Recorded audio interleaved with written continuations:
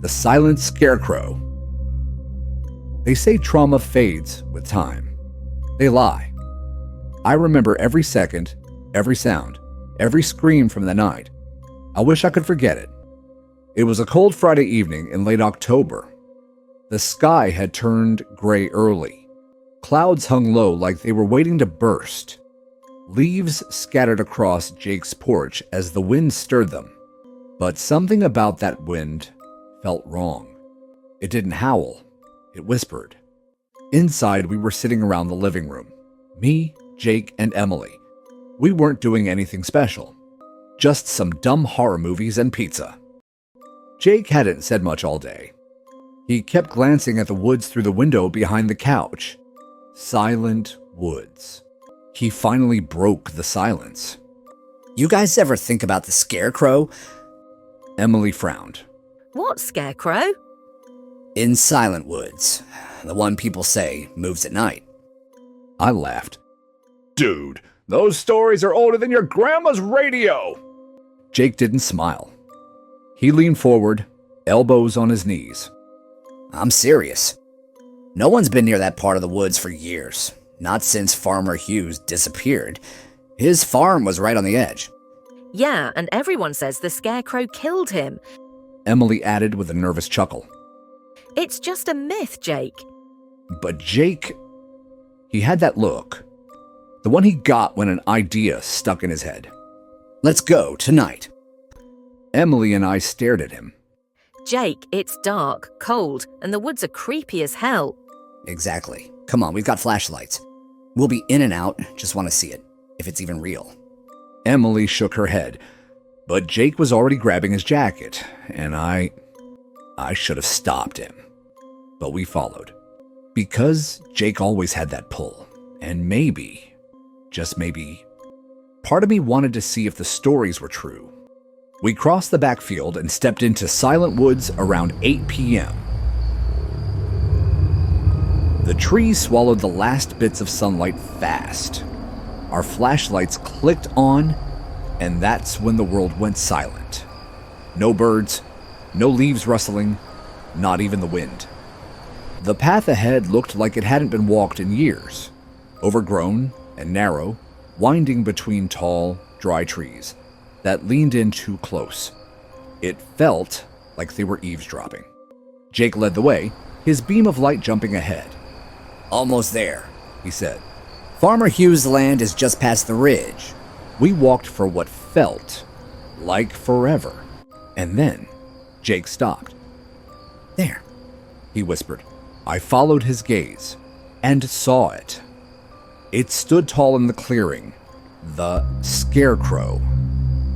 It wore a long black cloak, simple and torn near the bottom, fluttering slightly even though there was no wind. Its arms stretched wide, nailed to a wooden cross. They looked like long, brittle branches wrapped in cloth. Its head was a burlap sack, old, rough. 2 large X marks stitched where the eyes should have been. But what froze me was the vermouth. It was stitched shut, a wide, crooked smile made of bright red thread. Pulled so tight, it wrinkled the sack into unnatural shapes. Emily stepped back. That's not right. Jake chuckled nervously. Creepy, yeah, but it's just a scarecrow. No, I said. It's looking at us. It wasn't. But it felt like it. That stitched smile. It dared us to come closer. Then we turned around and realized though our path was gone. We had come from the north. I remembered a tree split at the trunk. It was gone. Now, just woods. Dense, silent, unmoving. Emily's voice trembled. This isn't funny anymore.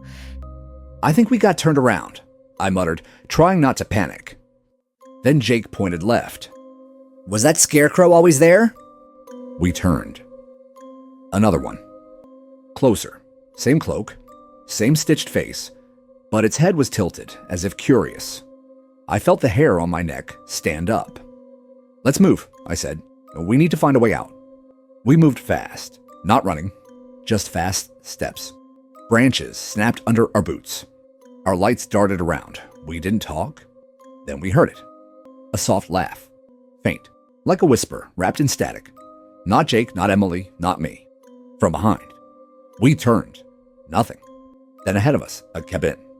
Small, wooden. Its door slightly open. We bolted toward it. Jake slammed the door shut behind us. Inside, it was clean.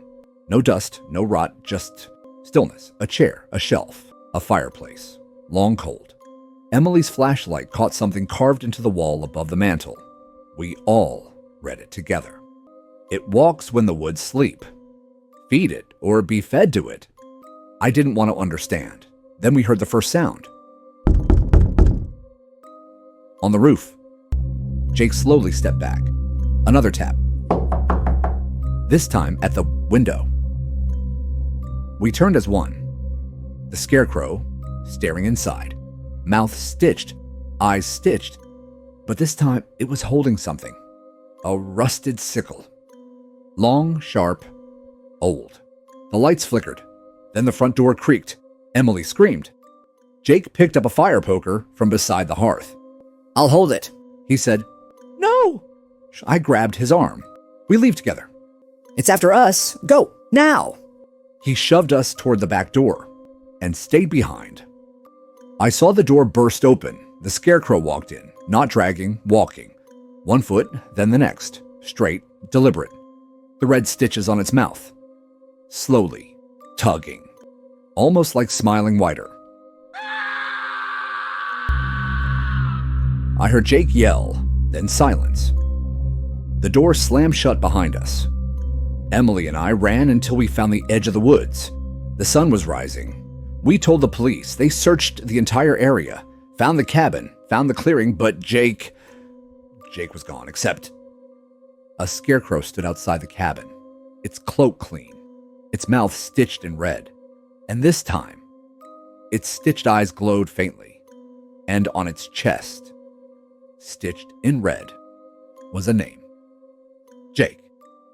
I never went back, but sometimes I still hear it, that soft laugh, like it's still waiting for someone else to feed it.